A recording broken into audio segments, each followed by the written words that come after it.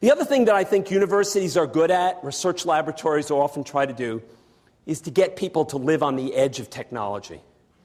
When you push yourself to use the newest technology, to try the new thing, to use it and explore what its potential might be, you often discover things that are not obvious at the beginning.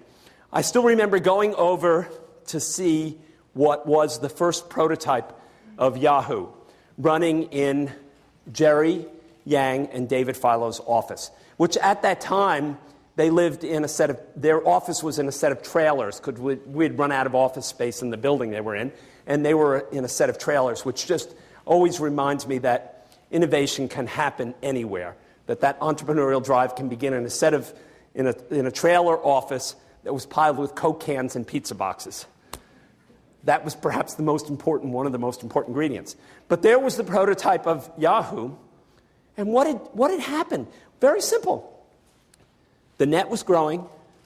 Dave and Jerry were surfing it because they thought this was an interesting new phenomena, and said, we need to begin to organize the sites on the net so that we can share them with other people, with our friends, and so that we can come back to the sites that we found interesting. Whether it was to order pizza over the internet, find a movie directory, look up something, whatever it was. The key thing was they had access to the internet, they had access to the World Wide Web. Before that access was broadly available, they were living at the edge, trying out this technology before there was a giant user community, and of course discovered that certain things were necessary, ways of navigating were necessary in order to make it successful. So this kind of innovation where young people come in and try something different. Now, when Larry Page and Sergey Brin started working on Google, they didn't start with the problem of doing web search. They weren't working on web search. They were working on the problem of searching digital libraries. And in fact, their work was funded by the National Science Foundation to do library search.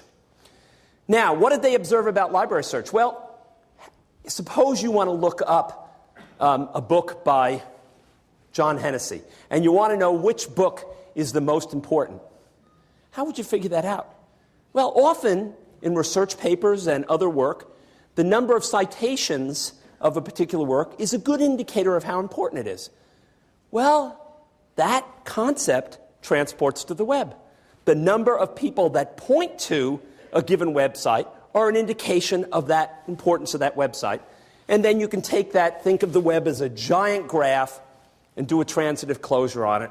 And that's basically the core algorithm that started Google. What they were willing to do, though, was to say, well, there are lots of web search engines out there, but we think we can do something better. Because those other web search engines produce tens of thousands, or in some cases, hundreds of thousands of hits. But not necessarily, the one I want may not be anywhere near the top of that list. What they observed is that they could do a much better job of web search, despite the fact that there were already companies out there selling search engines.